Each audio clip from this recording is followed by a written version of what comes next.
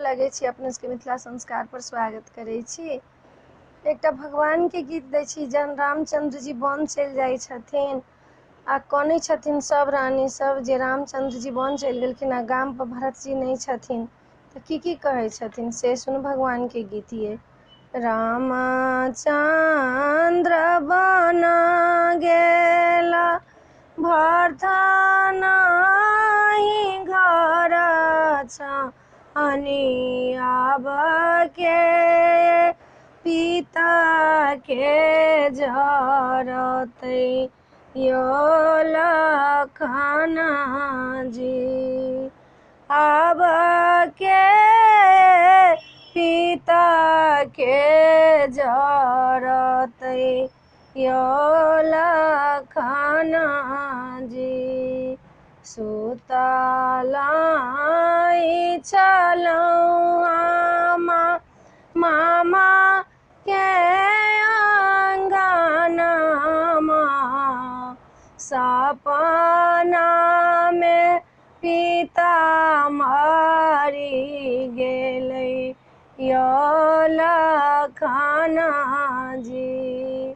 सपना में पिता मरि गेलै यो लखन जी।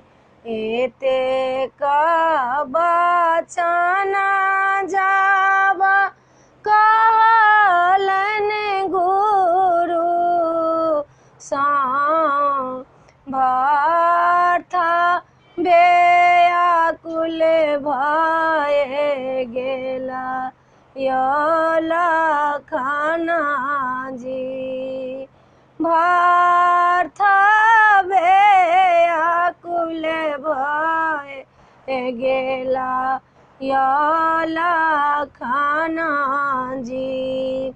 गुरु देखी भरत जी के कही का बुझौलानी कही का बुझौलानी जुनिया करुणे बिलाप यो भरत जी।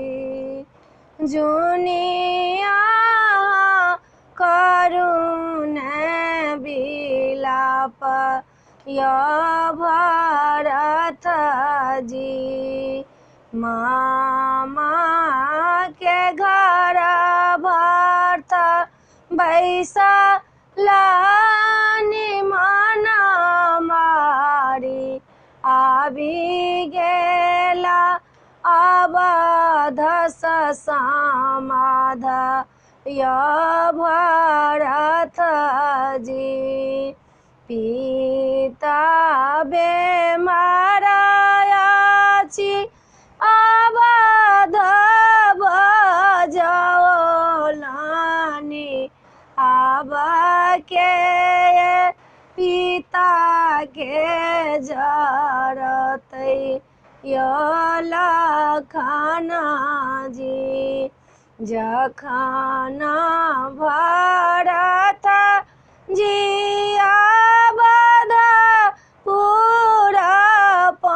पहुँचला नगर लगई अन्हार यो लखन जी।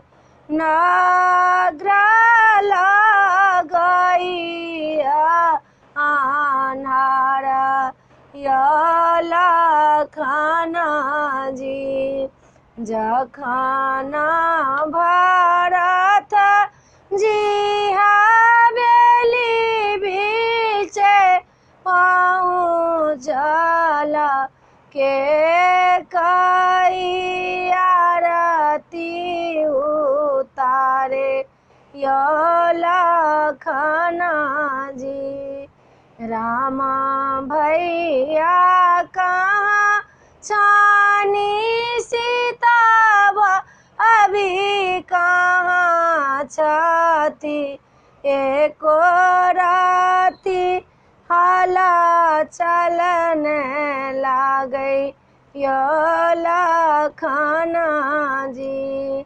रामचंद्र बन गेला सीता संग से हो गेला पिता आते जलन पराना यो लखन जी।